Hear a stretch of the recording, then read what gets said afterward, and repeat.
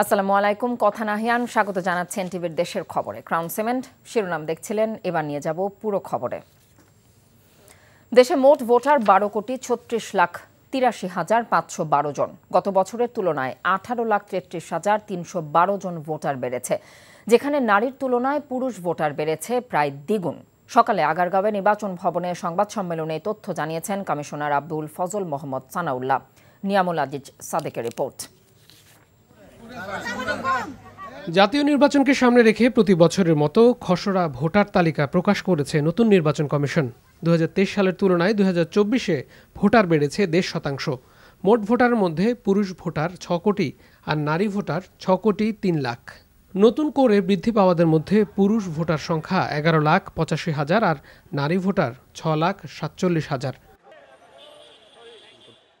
ব্রিফিংয়ে জানানো হয়, 20 জানুয়ারি থেকে বাড়ি বাড়ি গিয়ে ভোটার তালিকা হালনাগাদ কার্যক্রম চলবে।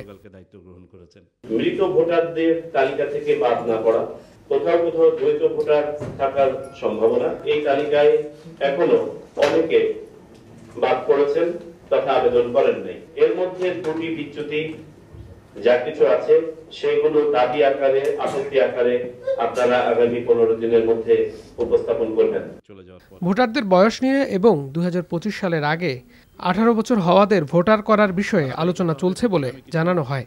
আমরা নির্বাচন কমিশন একটা নীতিগত সিদ্ধান্ত নিয়ে আলোচনা করেছি যে যদি দেখি যে একটা উল্লেখযোগ্য সংখ্যক ভোটার বয়প্রাপ্ত হয়ে গেছেন ভোটের আগে, তাহলে প্রয়োজনে অর্ডিন্যান্স জারি করে তাদেরকে ভোটার তালিকায় সন্নিবেশ করা যায় কিনা এই সম্ভাবনাটা আমরা যাচাই করে দেখব।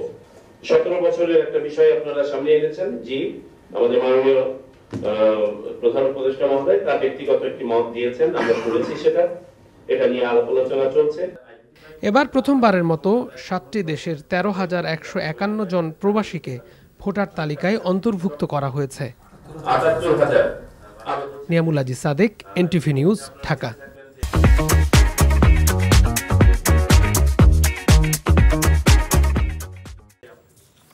প্রধান উপদেষ্টা অধ্যাপক মোহাম্মদ ইউনূসের আজ সেনাবাহিনীর শীতকালীন মহড়া পরিদর্শনের তারিখ পরিবর্তন করা হয়েছে। এই মহড়া দেখতে আজ প্রধান উপদেষ্টার রাজবাড়ী সফরে যাবার কথা ছিল, কিন্তু আকাশ কুয়াশাচ্ছন্ন থাকার কারণে তাকে বহনকারী বাংলাদেশ বিমান বাহিনীর ভিভিআইপি হেলিকপ্টারটি উড্ডয়ন করতে পারেনি। আগামী 5 জানুয়ারি দিন তিনি এই সফরে যাবেন বলে সেনাবাহিনীর পক্ষ থেকে জানানো হয়েছে। প্রতি বছরের মতো এবারও বাংলাদেশ সেনাবাহিনী যুদ্ধকালীন সক্ষমতা অর্জনের জন্য দেশব্যাপী তাদের বিভিন্ন ফরমেশনের আওতায় শীতকালীন মহড়ার আয়োজন করে। বাংলাদেশের জলসীমায় প্রবেশের অপরাধে আটক 31 ভারতীয় জেলেকে পটুয়াখালী কারাগার থেকে মুক্তি দেওয়া হয়েছে, আর বাগেরহাট কারাগার থেকে মুক্তি পেয়েছে 64 জন জেলে। 2-1 দিনের মধ্যে তাদের ভারতীয় কর্তৃপক্ষের কাছে হস্তান্তর করার কথা রয়েছে। একই সময় দীর্ঘদিন ভারতের জেলে থাকা বাংলাদেশের 90 বাংলাদেশি জেলেদের হস্তান্তর করবে ভারতীয় কর্তৃপক্ষ। সকলে পটুয়াখালী জেলা কারাগার মুক্তি পান 31 জেলে। এরা সবাই কোস্ট গার্ডের হেফাজতে থাকবে। কোস্ট গার্ড জানিয়েছে, গত 16 অক্টোবর দুদেশের বন্দি বিনিময় চুক্তির আওতায় ভারতীয় হাইকমিশনের প্রতিনিধি SS মাথির উপস্থিতিতে পটুয়াখালী জেলা কারাগার থেকে জেলেদের মুক্তি দেওয়া হয়। আর সকালে বাগেরহাট কারাগার থেকে মুক্তি পেয়েছে 64 জেলে। আগামী 2-1 দিনের মধ্যে আনুষ্ঠানিকভাবে বঙ্গোপসাগরে ভারত বাংলাদেশ সীমান্তে ভারতীয় জেলেদের হস্তান্তর প্রক্রিয়া সম্পন্ন হবে। তাদের যে প্রত্যর্পণ চুক্তি আছে এই অনুযায়ী ছাড়া হচ্ছে। তাদের বিরুদ্ধে যে মামলা ছিল এটা সরকারি নির্দেশ অনুযায়ী স্বরাষ্ট্র মন্ত্রণালয় এবং পররাষ্ট্র মন্ত্রণালয়ের সিদ্ধান্ত অনুযায়ী মামলা প্রত্যাহারিত হয়েছে আদালত কর্তৃক, ঠিক আছে, বিজ্ঞ আদালত কর্তৃক। এবং তাদেরকে আজকে কোস্টগার্ডের কাছে এবং কোস্টগার্ডের মাধ্যমে ভারতীয় কর্তৃপক্ষের কাছে হস্তান্তর করা হচ্ছে। এবং বিনিময়ে আমাদের যারা, আমি সংখ্যাটা এক্সাক্ট বলতে পারছি না, যারা ভারতীয় জেলে আটকে আছে আমাদের জেলে ভাইয়েরা, তাদেরকেও মুক্তি প্রদান করা হয়।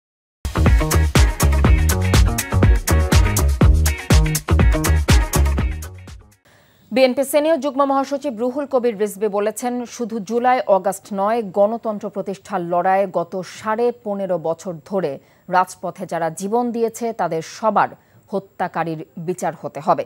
সিলেটে বিএনপি পরিবারের পক্ষ থেকে যুব এশিয়া কাপ বিজয়ী ক্রিকেটার ইকবাল হোসেন ইমনের পরিবারকে শুভেচ্ছা উপহার প্রদানকালে এসব কথা বলেন তিনি।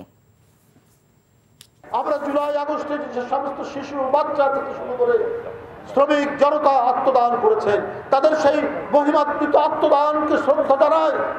তাদের যেমন বিচার হতে হবে, ঠিক তেমনি 15.5 বছর গণতন্ত্রকে উদ্ধারের জন্য যারা অকাতরে জীবন দিয়েছেন, যারা নিরুদ্দেশ হয়ে গিয়েছেন, তাদের কেন বিচার হবে না?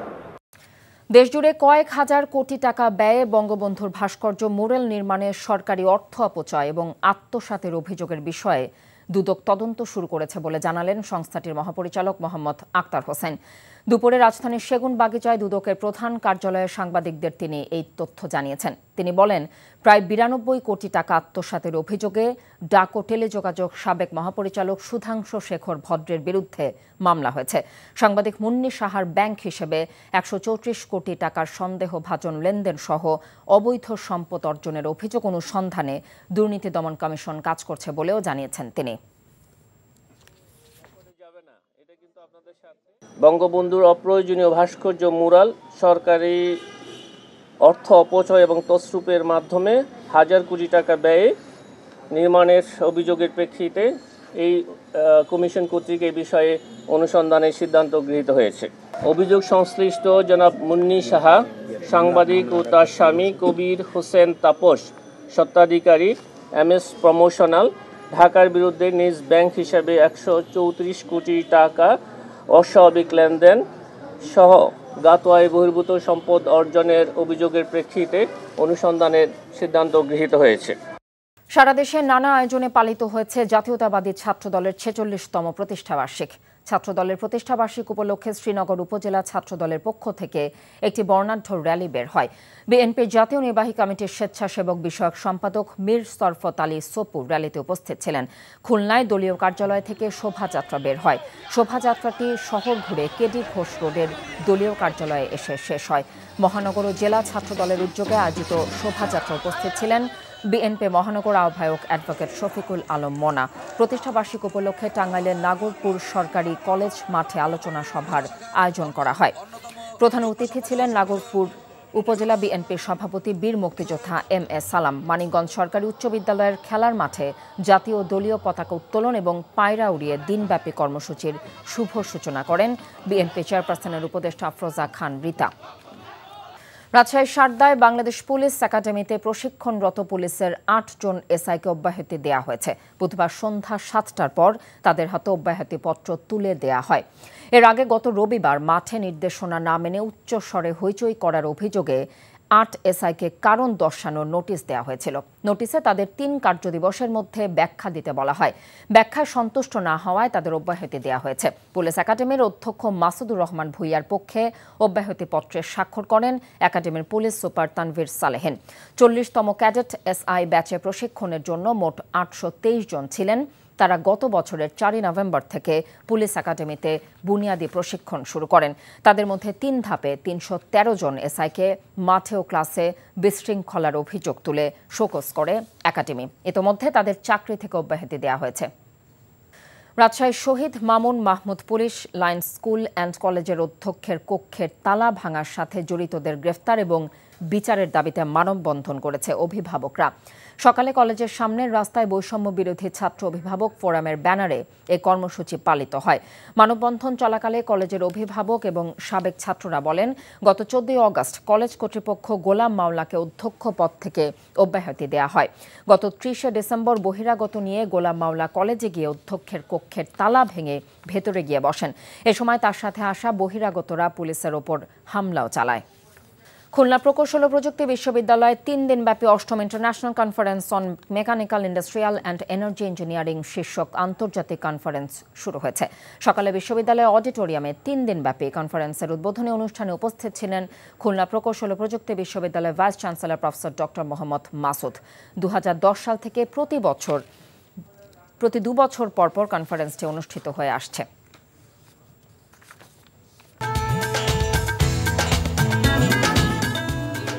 এই ছিল এনটিভির দেশের খবরে। এই খবরের ভিডিও সহ আপডেট জানতে ভিজিট করুন এনটিভি অনলাইন www.ntvbd.com।